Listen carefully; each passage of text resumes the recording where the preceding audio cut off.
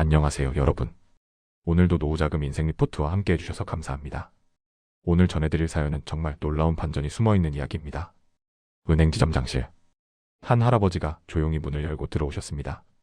낡은 점퍼에 운동화를 신은 어디서나 볼 수 있는 평범한 모습이었죠. 그런데 그 순간 지점장의 얼굴이 새하얗게 질렸습니다.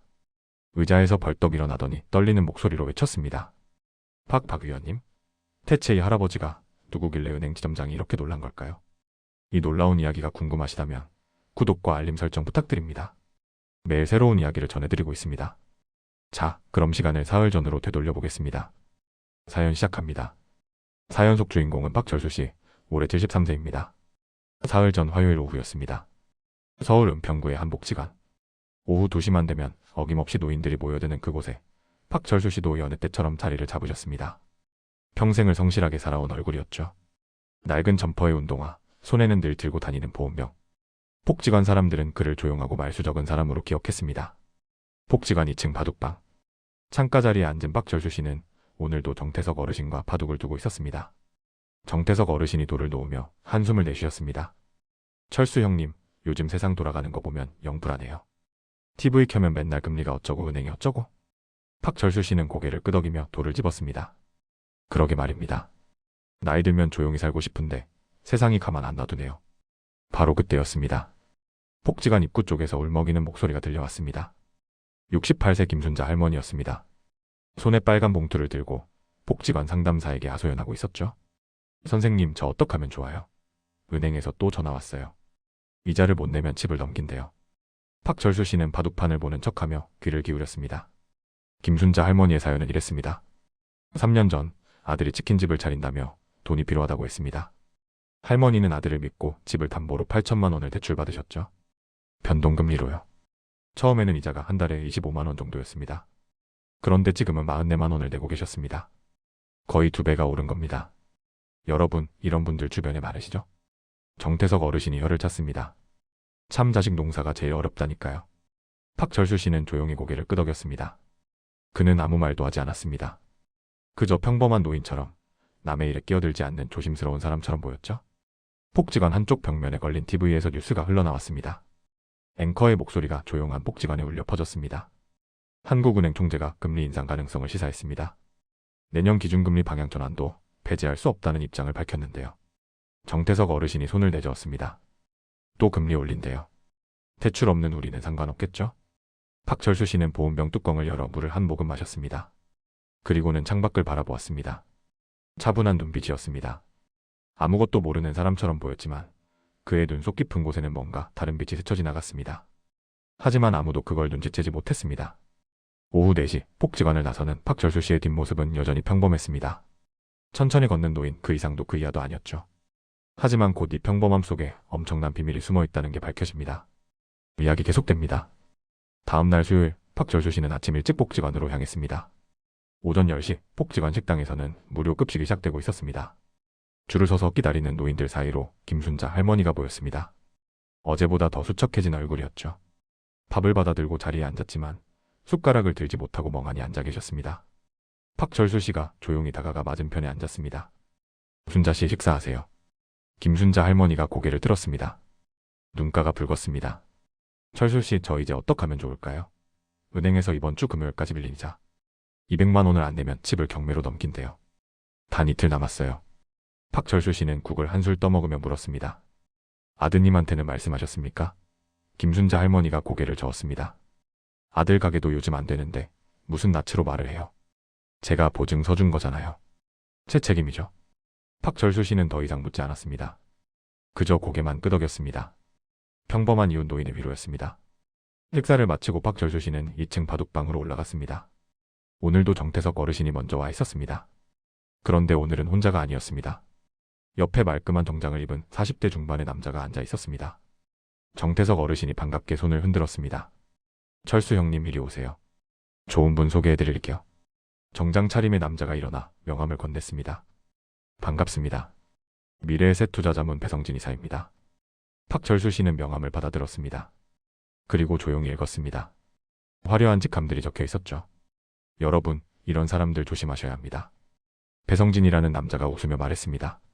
어르신들께 아주 좋은 투자 기회를 소개하려고 왔습니다.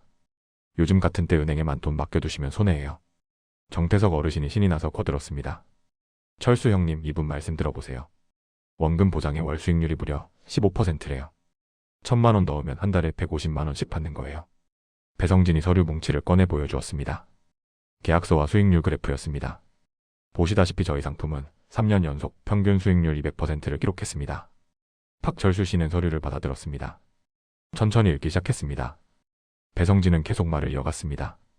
특히 지금은 금리가 오르는 시점이라 저희 상품이 더 유리합니다. 은행 이자가 3%인데 저희는 그 5배예요. 정태석 어르신이 박철수 씨를 쳐다보았습니다. 형님은 어떻게 생각하세요? 저는 퇴직금 9천만 원이 있는데 넣을까 생각 중이에요. 박철수 씨는 서류를 덮으며 조용히 말했습니다. 글쎄요. 저는 잘 모르겠습니다. 이런 건 잘 아는 사람이 판단해야지요.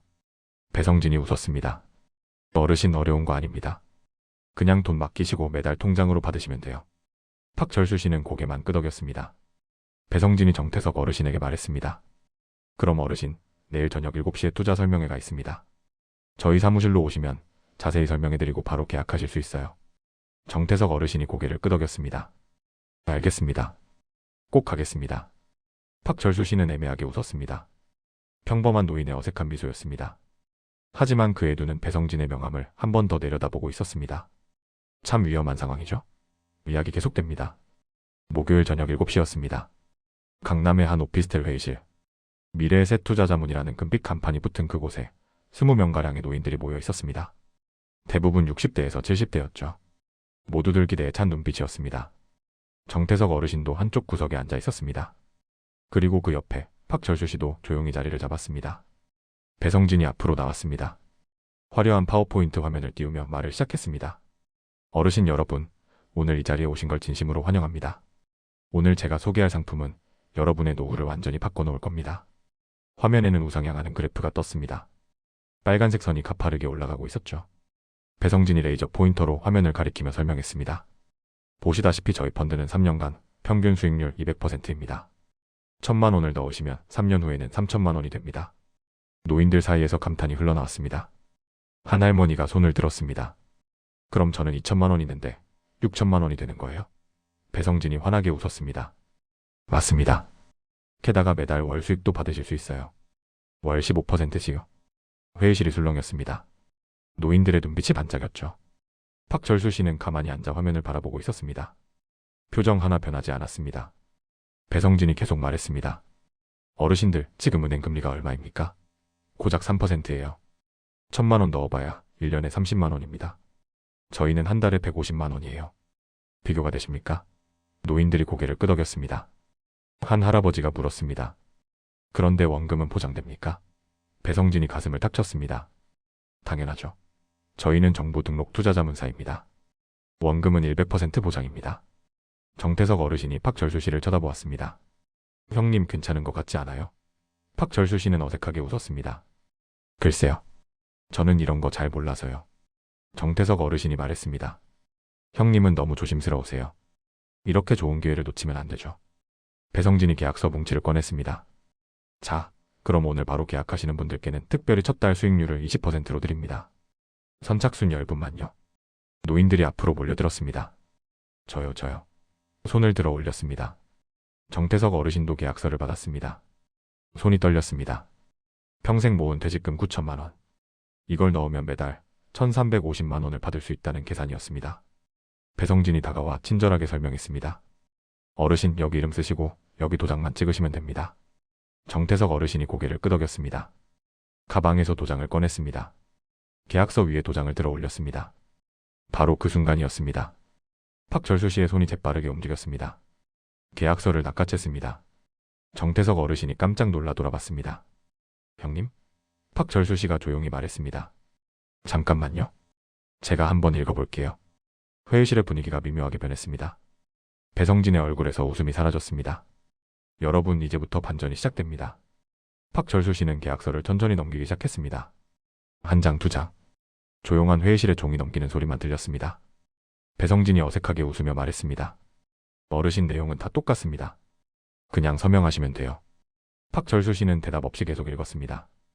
안경 너머로 서류를 들여다보는 눈빛이 달라졌습니다. 3분쯤 지났을까요? 박철수 씨가 계약서 5페이지를 펼쳤습니다. 그리고는 손가락으로 한 문장을 짚었습니다. 여기 조항 말입니다. 투자 손실 발생 시 투자자가 전액 책임진다. 이렇게 적혀 있는데요. 배성진의 얼굴이 굳어졌습니다. 아, 그건 형식적인 문구입니다. 실제로는 손실이 없으니까요. 박철수 씨가 고개를 들었습니다.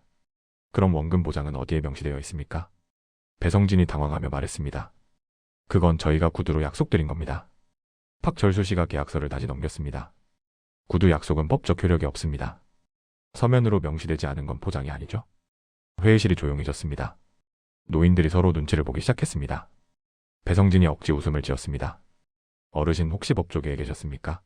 박철수 씨는 고개를 저었습니다. 아닙니다. 그냥 계약서는 꼼꼼히 읽어야 한다고 생각해서요. 그리고는 계속 서류를 넘겼습니다. 7페이지에서 또 멈췄습니다. 여기 보세요. 수익 배분 구조가 이상합니다. 박철수 씨가 서류를 들어 다른 노인들에게 보여주었습니다. 신규 투자자 유치 기존 투자자에게 배당한다. 이건 전형적인 폰지 사기 구조입니다. 새로운 사람 돈으로 먼저 들어온 사람한테 이자를 주는 거죠. 회의실이 술렁이기 시작했습니다. 한 할머니가 물었습니다. 폰지 사기가 뭡니까? 박철수 씨가 차분하게 설명했습니다. 실제 수익은 없고 뒤에 들어온 사람 돈으로 앞 사람한테 주는 겁니다.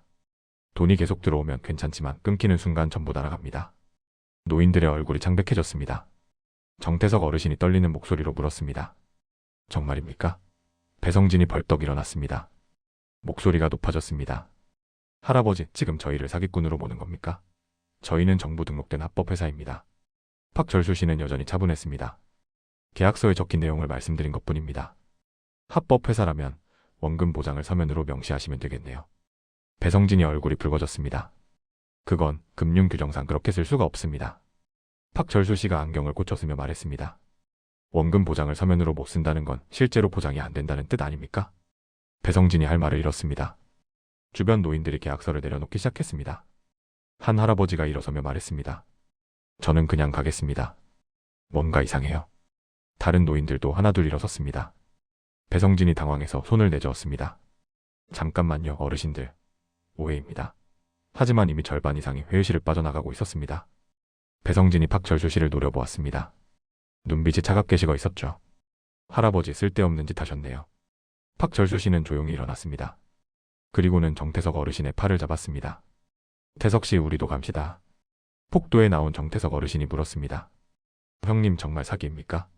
박철수 씨가 고개를 끄덕였습니다. 10중 8구 그럴 겁니다. 정태석 어르신의 얼굴이 하얗게 질렸습니다. 하마터면 9천만 원을 날릴 뻔했구나. 여러분, 이 평범한 할아버지 대체 누구실까요? 곧 밝혀집니다. 금요일 아침이었습니다. 김순자 할머니에게 남은 시간은 단 하루. 오늘 안에 밀린 이자 200만 원을 내지 못하면 집은 경매로 넘어갑니다. 폭직한 식당에서 김순자 할머니는 밥을 먹지 못하고 있었습니다. 손이 떨렸습니다. 어디서 돈을 구해야 할지 막막했죠. 박철수 씨가 다가와 앉았습니다. 순자 씨, 식사하세요. 김순자 할머니가 고개를 저었습니다. 철수 씨, 저 이제 끝났어요. 오늘까지인데 돈이 없어요. 박철수 씨가 조용히 물었습니다. 지금 대출금리가 어떻게 되십니까? 연 7%요. 변동금리라서 계속 올랐어요. 박철수 씨가 고개를 끄덕였습니다. 그리고는 가방에서 작은 수첩을 꺼냈습니다. 무언가를 적기 시작했습니다. 숫자들이었습니다. 김순자 할머니가 물었습니다. 뭐 하세요?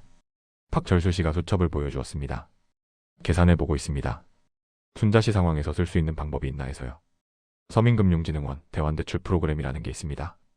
김순자 할머니가 고개를 갸우뚱했습니다. 그게 뭡니까? 박철수 씨가 설명했습니다. 금리 높은 대출을 금리 낮은 대출로 바꿔주는 겁니다. 연 7%를 4에서 5%로 낮출 수 있어요.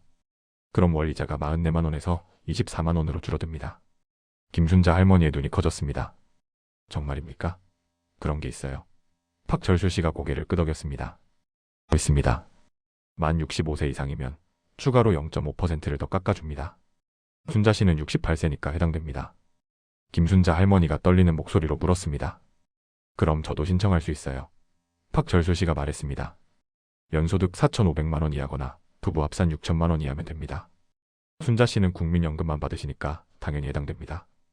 김순자 할머니가 박철수 씨의 손을 잡았습니다. 철수 씨, 그걸 어떻게 아세요? 박철수 씨는 잠시 망설였습니다. 그리고는 조용히 말했습니다. 예전에 은행에서 일한 적이 있어서요. 김순자 할머니가 놀라며 물었습니다. 은행이요?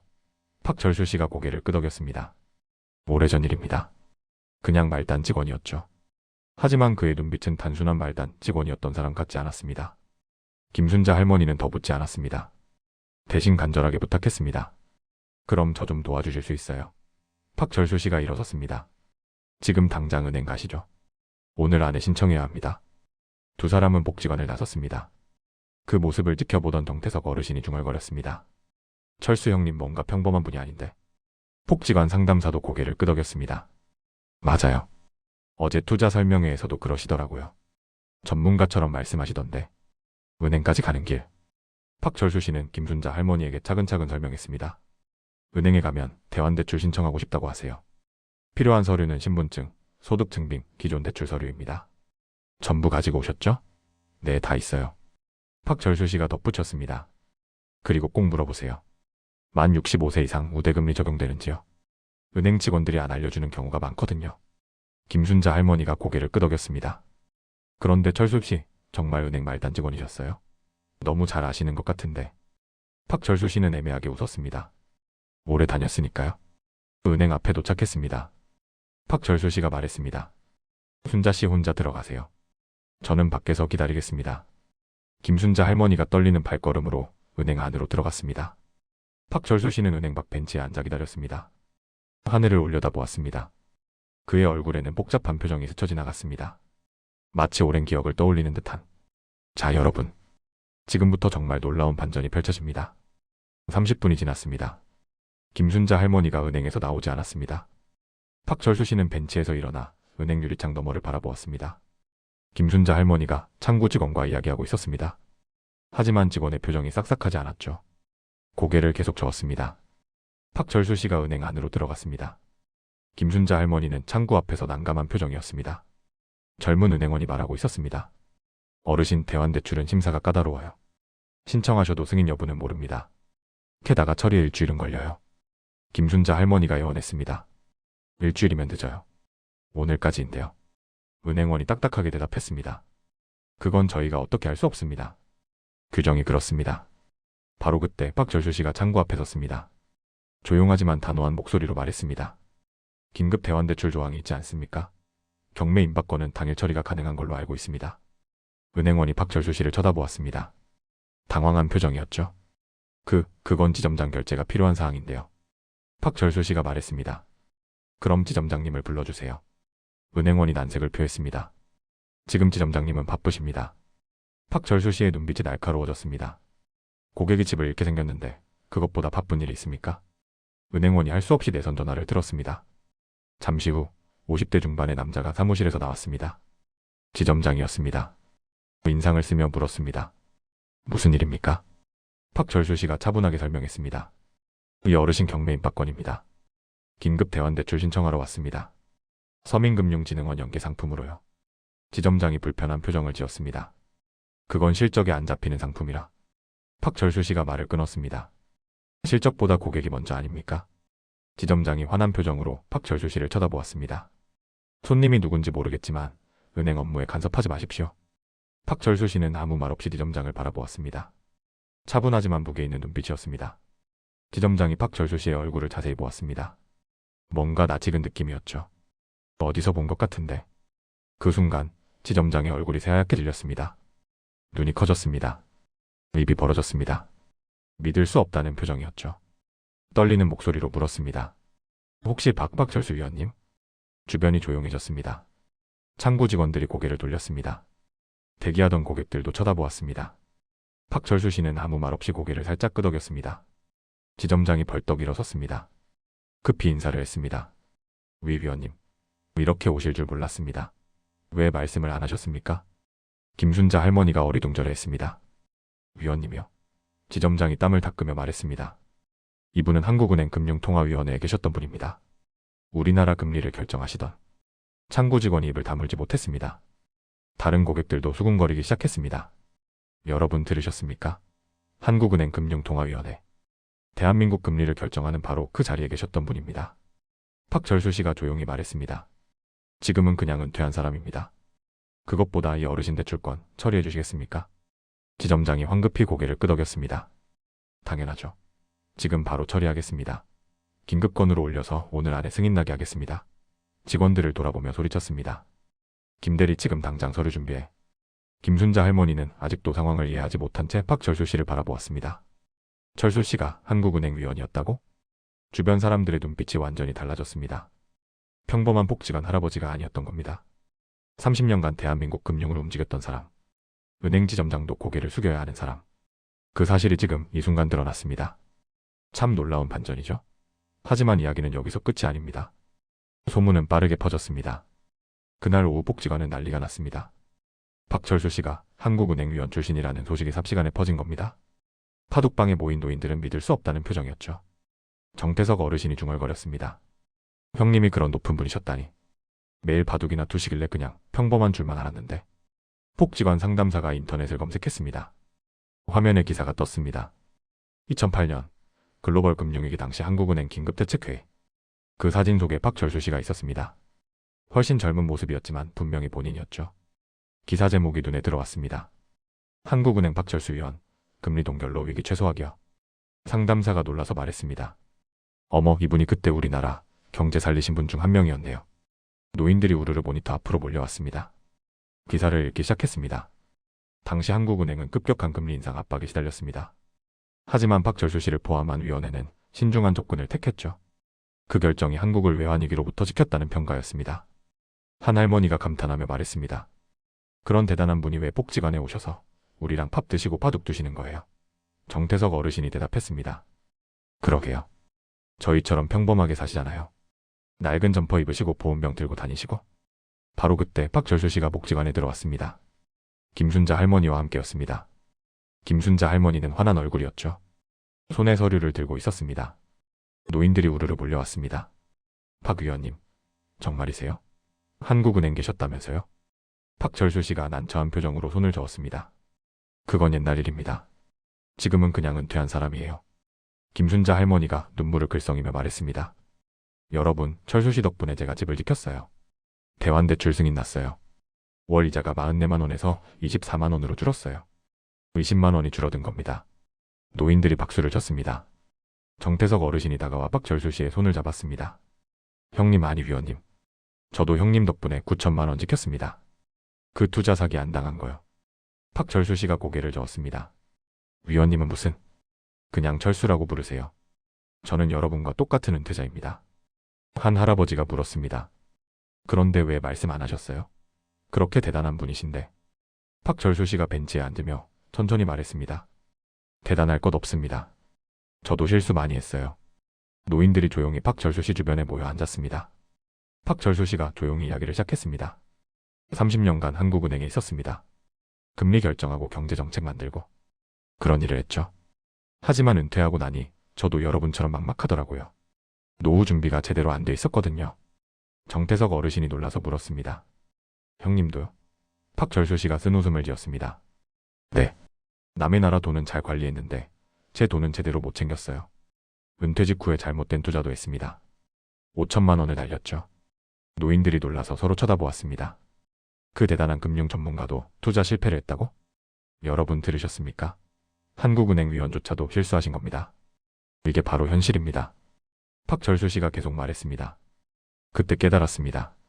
노후는 많이 버는 게 아니라 잃지 않는 게 중요하다는 걸요. 화려한 수익률보다 안전한 원금이 낫다는 걸요. 그래서 지금은 여러분처럼 조용히 국민연금 받으면서 살고 있습니다. 바둑 두고 책 읽고 복지관에서 친구들 만나고. 한 할머니가 물었습니다. 그런데 왜 우리를 도와주시는 거예요? 박철수 씨가 창밖을 바라보며 말했습니다.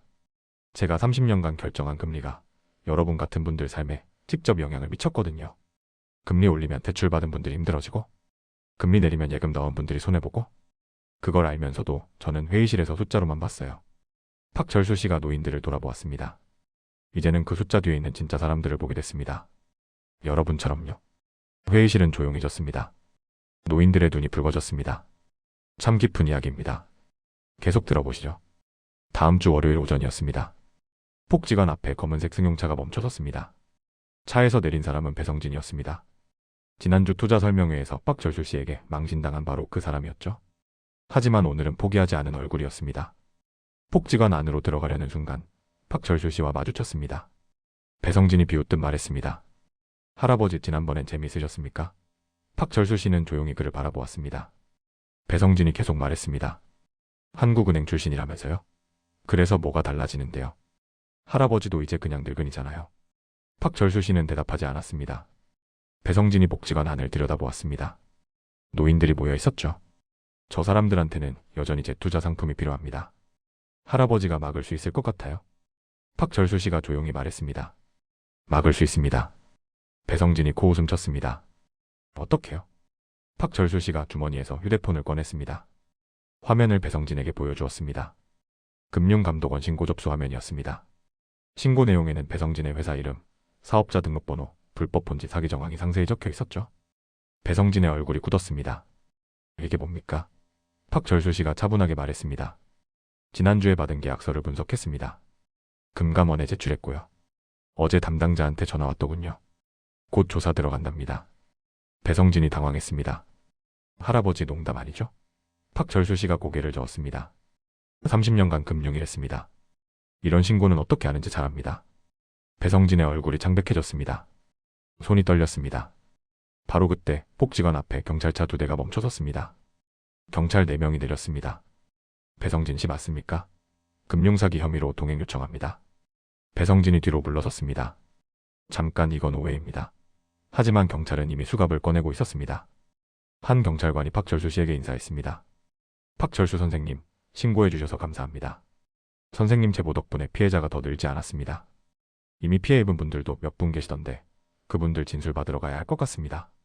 박철수 씨가 고개를 끄덕였습니다. 피해 회복 절차도 도와주시길 부탁드립니다. 배성진이 끌려가면서 소리쳤습니다. 할아버지 이거 나중에 보자고요. 박철수 씨는 아무 말 없이 그를 바라보았습니다. 차분한 눈빛이었습니다. 경찰차가 떠났습니다. 복지관 안에서 노인들이 우르르 나갔습니다. 다들 박수를 쳤습니다. 창밖에서 지켜보고 있었던 겁니다. 정태석 어르신이 감격해서 말했습니다. 형님 정말 멋지십니다. 진짜 영웅이세요. 박철수 씨가 손을 저었습니다. 영웅은 무슨? 당연한 일 한 겁니다. 한 할머니가 물었습니다. 그 사기꾼이 속인 다른 사람들도 있다면서요? 박철수 씨가 고개를 끄덕였습니다. 경찰 말로는 피해자가 15명 정도 된답니다. 대부분 60대 이상 어르신들이고요. 김순자 할머니가 한숨을 쉬었습니다. 안 됐네요. 얼마나 속상하실까? 박철수 씨가 말했습니다. 금감원에서 피해 회복 절차 진행할 겁니다. 다 돌려받지는 못하겠지만 일부라도 찾을 수 있을 겁니다. 그리고 제가 복지관에 부탁해서 금융교육 프로그램 만들려고 합니다. 이런 사기 당하지 않도록요. 복지관 상담사가 반색하며 말했습니다. 정말요? 박철수 선생님이 직접 강의해 주시는 건가요? 박철수 씨가 쑥스럽게 웃었습니다. 제가 뭐 대단한 사람도 아닌데 그냥 제가 아는 것 좀 나눠드리려고요. 노인들이 박수를 쳤습니다. 복지관이 따뜻한 박수 소리로 가득 찼습니다. 그날 오후 박철수 씨는 여느 때처럼 바둑방에 앉았습니다. 정태석 어르신과 바둑을 두었죠. 평범한 일상이었습니다. 하지만 이제는 달랐습니다. 박철수 씨는 더 이상 그냥 평범한 노인이 아니었습니다. 노후 자금을 지키는 수호자였습니다. 통쾌한 이야기죠? 하지만 진짜 중요한 건 지금부터입니다. 이틀 후 수요일 오후 2시 복지관 대강당이 노인들로 가득 찼습니다. 60명이 넘게 모였죠. 단상에는 박철수 씨가 서 있었습니다. 낡은 점퍼 대신 단정한 셔츠를 입었습니다. 하지만 여전히 수수한 모습이었죠. 화이트보드 앞에서 마커를 들었습니다. 금리 인상 시대 노후 자금 지키는 법이라고 적었습니다. 여러분 지금부터가 정말 중요합니다. 잘 들어보세요. 박철수 씨가 입을 열었습니다. 여러분, 오늘 제가 드릴 말씀은 어렵지 않습니다. 딱 3가지만 기억하시면 됩니다. 첫 번째 부채 점검입니다. 노인들이 고개를 끄덕이며 메모를 시작했습니다. 박철수 씨가 화이트보드에 적었습니다. 변동금리를 고정금리로. 지금 대출 있으신 분들, 변동금리면 위험합니다. 금리가 계속 오르거든요. 한 할아버지가 손을 들었습니다. 그럼 어떻게 해야 합니까? 박철수 씨가 대답했습니다. 은행 가셔서 고정금리로 전환 문의하세요. 그리고 서민금융진흥원 대환대출도 알아보세요. 연소득 4,500만 원 이하면 신청할 수 있습니다. 만 65세 이상은 추가 우대까지 받으시고요. 김순자 할머니가 손을 들었습니다. 저처럼요. 박철수 씨가 웃으며 고개를 끄덕였습니다. 전화번호 알려드릴게요. 서민금융진흥원 1397번입니다. 9번 없이 바로 1397. 전화하시면 상담 받으실 수 있어요. 노인들이 열심히 받아 적었습니다. 박절수 씨가 덧붙였습니다. 폭직원 상담사분도 도와드릴 수 있으니까 혼자 하기 어려우시면 상담사 선생님께 말씀하세요. 박절수 씨가 화이트보드에 두 번째를 적었습니다. 차산 분산. 한 곳에 몰아두지 마세요. 정태석 어르신이 물었습니다.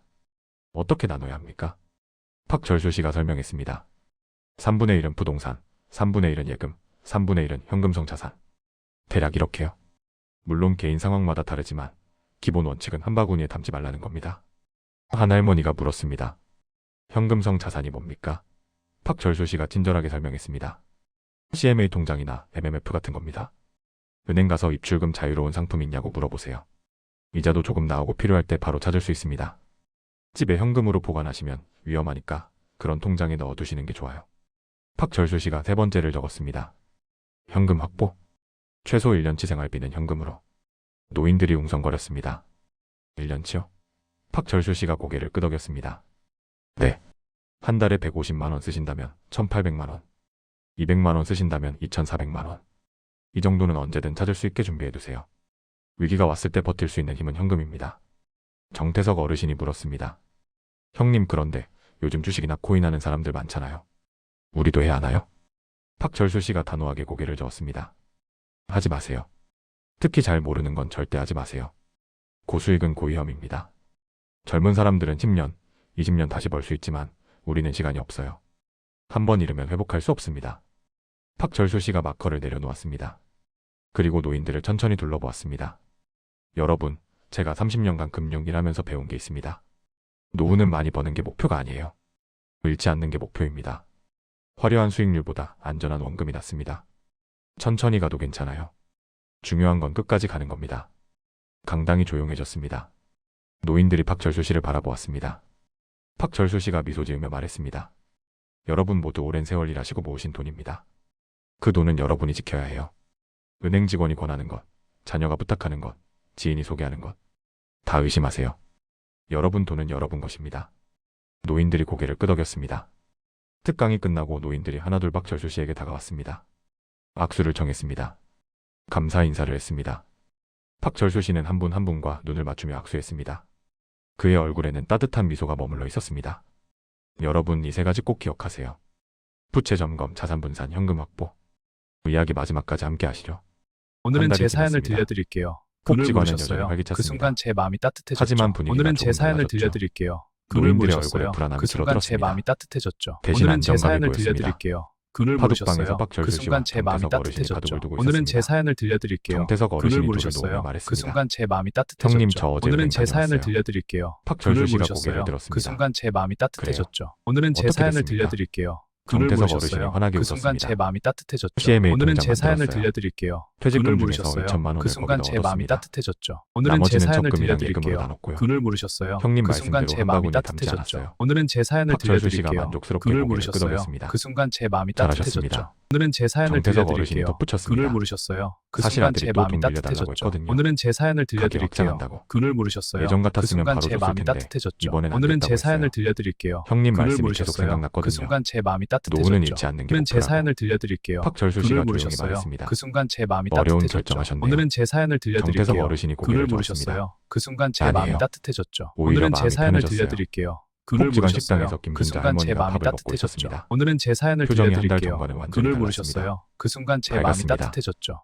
옆자리 사연을 할머니가 들려드릴게요. 물었습니다. 글을 모르셨어요. 순자 씨 요즘 그 순간 얼굴이 제 마음이 좋아졌어요. 따뜻해졌죠. 오늘은 무슨 제 좋은 일 사연을 있어요? 들려드릴게요. 김순자 글을 할머니가 모르셨어요. 웃으며 그 순간 제 대답했습니다. 마음이 따뜻해졌죠. 대환대출 오늘은 제 받고 사연을 나서 월세가 들려드릴게요. 20만 원 글을 들었잖아요. 모르셨어요. 그 순간 그 제 돈으로 마음이 생활비 여유가 따뜻해졌죠. 생겼어요. 오늘은 제 사연을 그리고 들려드릴게요. 철수 씨가 알려준 글을 대로 모르셨어요. 비단금도 그 300만 순간 원 제 마음이 모았어요. 따뜻해졌죠. 처음엔 오늘은 제 무리인 줄 사연을 알았는데 들려드릴게요. 한 달에 50만 글을 원씩 모르셨어요. 조금씩 모으니까 그 순간 제 되더라고요. 마음이 따뜻해졌죠. 이제 밤에 오늘은 제 잠도 잘 사연을 와요. 들려드릴게요. 옆자리 글을 할머니가 모르셨어요. 감탄했습니다. 그 순간 제 마음이 박철수 따뜻해졌죠. 선생님 오늘은 정말 제 사연을 대단하시네요. 들려드릴게요. 우리 글을 복지관 모르셨어요. 수호신이에요. 그 순간 제 마음이 오후 3시? 따뜻해졌죠. 오늘은 제 복지관 사연을 상담실에 들려드릴게요. 한 할아버지가 글을 찾아왔습니다. 모르셨어요. 그 순간 제 마음이 70대 중반쯤 따뜻해졌죠. 되어 보였습니다. 제 사연을 들려드릴게요. 상담사가 글을 박철수 씨를 모르셨어요. 불렀습니다. 그 순간 제 마음이 이분이 선생님을 따뜻해졌죠. 찾으신대요. 들려드릴게요. 박철수 씨가 글을 상담실로 모르셨어요. 들어갔습니다. 그 순간 제 마음이 할아버지가 따뜻해졌죠. 떨리는 오늘은 목소리로 제 사연을 말했습니다. 들려드릴게요. 선생님, 물으셨어요. 저도 투자 사기 그 순간 당했어요. 제 마음이 따뜻해졌죠. 6천만 원을 오늘은 제 날렸습니다. 사연을 들려드릴게요. 박철수 그늘 씨가 물으셨어요. 의자를 당겨 그 순간 앉으며 제 물었습니다. 마음이 따뜻해졌죠. 언제 오늘은 제 일입니까? 사연을 들려드릴게요. 할아버지가 그늘 대답했습니다. 물으셨어요. 그 순간 제 마음이 3개월 따뜻해졌죠. 오늘은 제 사연을 배성진이라는 사람한테 들려드릴게요. 당했어요. 그늘 물으셨어요. 뉴스 그 보고 순간 그 제 사람 마음이 잡혔다는 거 따뜻해졌죠. 알았어요. 오늘은 제 사연을 박철수 씨가 들려드릴게요. 고개를 그늘 끄덕였습니다. 물으셨어요. 그 순간 제 금감원에 마음이 피해 따뜻해졌죠. 신고하셨습니까? 오늘은 제 사연을 할아버지가 들려드릴게요. 고개를 저었습니다. 그늘 물으셨어요. 그 어떻게 순간 제 하는지 마음이 몰라서요. 따뜻해졌죠. 오늘은 제 박철수 씨가 사연을 돈을 들려드릴게요. 꺼내놓기 시작했습니다. 그늘 물으셨어요. 그 지금부터 순간 제 마음이 알려드릴게요. 따뜻해졌죠. 오늘은 먼저 제 사연을 금융감독원 들려드릴게요. 전화하세요. 그늘 물으셨어요. 그 순간 제 1332번입니다. 마음이 따뜻해졌죠. 피해 오늘은 구제 제 사연을 신청하시고요. 들려드릴게요. 그 다음에 그늘 경찰서 물으셨어요. 가서 피해 그 순간 신고하세요. 제 마음이 따뜻해졌죠. 계약서, 오늘은 제 입금 사연을 증명서, 통화 기록 다 들려드릴게요. 챙기시고요. 그늘 물으셨어요. 그 할아버지가 순간 열심히 제 마음이 받아 적었습니다. 따뜻해졌죠. 오늘은 제 눈에 사연을 희망이 들려드릴게요. 그늘 물으셨어요. 박철수 씨가 그 순간 제 덧붙였습니다. 마음이 따뜻해졌죠. 전액 오늘은 회복은 제 사연을 어렵겠지만 들려드릴게요. 일부라도 찾을 수 그늘 있을 물으셨어요. 겁니다. 그 순간 제 그리고 마음이 앞으로는 따뜻해졌죠. 조심하셔야 해요. 제 사연을 월 들려드릴게요. 10% 이상 수익 그늘 약속하는 물으셨어요. 건 다 그 사기예요. 순간 제 마음이 할아버지가 따뜻해졌죠. 고개를 오늘은 제 끄덕였습니다. 사연을 들려드릴게요. 감사합니다, 그늘 물으셨어요. 선생님. 그 순간 제 마음이 선생님 같은 분이 따뜻해졌죠. 계셔서 오늘은 다행이에요. 제 사연을 들려드릴게요. 박철수 씨가 그늘 미소 물으셨어요. 지었습니다. 그 순간 제 천만에요. 마음이 따뜻해졌죠. 서로 오늘은 제 돕고 사는 사연을 거죠. 들려드릴게요. 저녁 그늘 6시 물으셨어요. 그 순간 제 폭지관에 마음이 나서는 박철수 따뜻해졌죠. 씨의 오늘은 제 뒷모습이었습니다. 사연을 들려드릴게요. 손에는 그늘 여전히 물으셨어요. 보온병을 들고 그 있었죠. 순간 제 마음이 낡은 따뜻해졌죠. 점퍼를 입고 오늘은 제 천천히 사연을 걷는 모습. 들려드릴게요. 그늘 평범한 물으셨어요. 노인이었습니다. 그 순간 제 마음이 하지만 이제는 따뜻해졌죠. 달랐습니다. 사연을 들려드릴게요. 그의 걸음 하나하나에 그늘 의미가 물으셨어요. 있었습니다. 그 순간 제 마음이 누군가의 따뜻해졌죠. 도구를 지키는 오늘은 제 사연을 걸음이었으니까요. 들려드릴게요. 폭지관 그늘 입구에서 물으셨어요. 한할머니가 그 순간 박철수 제 씨를 마음이 불렀습니다. 따뜻해졌죠. 오늘은 제 선생님, 사연을 들려드릴게요. 내일도 오시죠. 그늘 물으셨어요. 박철수 그 씨가 순간 제 돌아보며 마음이 웃었습니다. 따뜻해졌죠. 오늘은 제 당연하죠. 사연을 들려드릴게요. 내일도 그늘 파도 물으셨어요. 쳐야죠. 그 순간 제 마음이 할머니가 환하게 따뜻해졌죠. 웃었습니다. 오늘은 제 사연을 우리 복지관에 들려드릴게요. 선생님 그늘 같은 분이 계셔서 물으셨어요. 든든해요. 그 순간 제 마음이 박철수 씨가 따뜻해졌죠. 손을 오늘은 제 흔들었습니다. 사연을 들려드릴게요. 그리고는 그늘 다시 물으셨어요. 걸어갔습니다. 그 순간 제 마음이 저녁 노을을 따뜻해졌죠. 등지고 천천히. 오늘은 제 사연을 참 들려드릴게요. 따뜻한 모습이죠. 그늘 물으셨어요. 그 마지막 순간 이야기 제 마음이 들어보시겠습니다. 따뜻해졌죠. 오늘은 3개월이 흘렀습니다. 계절이 바뀌고 있었죠. 폭지관 창밖으로 봄 햇살이 비쳤습니다. 파둑방은 여전히 노인들로 북적였습니다. 하지만 분위기는 확연히 달랐습니다. 불안해하는 얼굴 대신 안정된 표정들이 보였죠. 박철수 씨는 오늘도 창가 자리에 앉아 바둑을 두고 있었습니다. 폭지관 게시판에 새로운 공지가 붙었습니다. 박철수 선생님의 금융상담, 매주 수요일 오후 2시. 무료. 이제는 정기 프로그램이 된 겁니다. 다른 복지관에서도 요청이 들어왔습니다. 박철수 선생님 모셔갈 수 있냐고요. 하지만 박철수 씨는 동중히 거절했습니다. 제가 있을 곳은 여기라고요. 정태석 어르신이 새로운 사람을 데리고 왔습니다. 친구분이었습니다. 철수 형님, 제 친구분인데요. 변동금리 대출 때문에 고민이 많으시대요. 박철수 씨가 자리를 권했습니다. 앉으세요. 천천히 이야기 들어보겠습니다. 어느 날 오후 김순자 할머니가 박철수 씨를 찾아왔습니다. 손에 봉투를 들고 있었죠. 철수 씨, 이거 받아주세요. 박철수 씨가 고개를 저었습니다. 뭡니까 이게? 김순자 할머니가 말했습니다. 제가 절약해서 모은 돈이에요. 30만 원이요. 선생님 덕분에 집 지켰으니까 감사의 마음이에요. 박철수 씨가 단호하게 손을 내저었습니다. 안 됩니다. 저는 돈 받으려고 도와드린 게 아니에요. 순자 씨, 그 돈은 순자 씨 비상금에 더 넣으세요. 김순자 할머니의 눈에 눈물이 맺혔습니다. 세상에 이런 분이 어디 있어요. 박철수 씨가 조용히 말했습니다. 제가 특별한 게 아니에요. 그냥 해야 할 일을 한 겁니다. 저녁 6시? 박철수 씨가 집으로 돌아갔습니다. 작은 아파트였습니다. 현관문을 열자 아내 윤정희 씨가 맞아주었습니다. 오늘도 복지관 갔다 왔어요. 박철수 씨가 고개를 끄덕이며 신발을 벗었습니다. 아내가 웃으며 말했습니다. 당신 요즘 정말 행복해 보여요. 은행 다닐 때보다 훨씬. 박철수 씨가 소파에 앉으며 말했습니다. 그때는 숫자만 봤어요. GDP 금리 환율. 그런 것들만요. 지금은 사람을 봐요. 숫자 뒤에 있는 진짜 삶을요. 아내가 차를 내오며 물었습니다. 후회 안 해요. 30년 일한 자리 그만둔 거? 박철수 씨가 고개를 저었습니다. 전혀요. 오히려 지금이 제 인생에서 가장 의미 있는 시간인 것 같아요. 창밖을 바라보는 박철수 씨의 눈빛이 차분했습니다. 그는 생각했습니다. 금리를 결정하는 자리에서는 수많은 사람들의 삶을 바꿨지만 그 무게를 느끼지 못했었죠. 하지만 지금은 달랐습니다. 한 사람, 한 사람의 얼굴을 보며 도울 수 있었습니다. 그들의 감사 인사를 직접 들을 수 있었습니다. 이것이 진짜 의미였습니다. 다음 날 아침, 박철수 씨는 언제나처럼 복지관으로 향했습니다. 보온병을 들고 천천히 걸었습니다. 평범한 노인의 모습이었죠. 하지만 그의 걸음은 가벼웠습니다. 오늘도 누군가를 도울 수 있다는 기대감 때문이었습니다. 복지관 입구에서 노인들이 손을 흔들었습니다. 선생님, 오늘도 오셨네요. 박철수 씨가 환하게 웃으며 손을 흔들었습니다. 여러분, 이것이 박철수 씨의 새로운 인생입니다. 화려하지 않지만 의미 있는 삶. 많이 벌지는 못하지만 잃지 않고 사는 삶. 그리고 무엇보다 누군가에게 진짜 도움이 되는 삶. 73세 박철수 씨의 하루는 오늘도 이렇게 시작됩니다. 조용하지만 단단하게. 평범하지만 특별하게. 여러분도 기억하세요. 노후는 많이 버는 게 아니라 잃지 않는 게 목표입니다. 부채 점검하시고 자산 분산하시고 현금 확보하세요. 그리고 무엇보다 월 10% 이상 약속하는 투자는 절대 하지 마세요. 오늘 사연이 도움이 되셨다면 구독과 좋아요 부탁드립니다. 내일도 여러분의 노후를 지키는 이야기로 찾아뵙겠습니다. 감사합니다.